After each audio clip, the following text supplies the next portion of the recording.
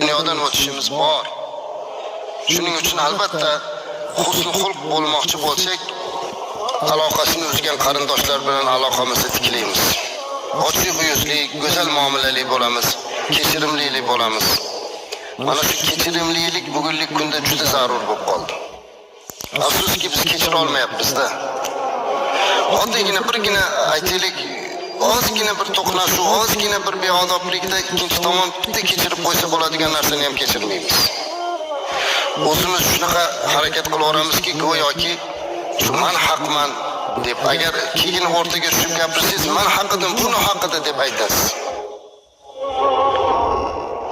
Go'zal xulq azizlar.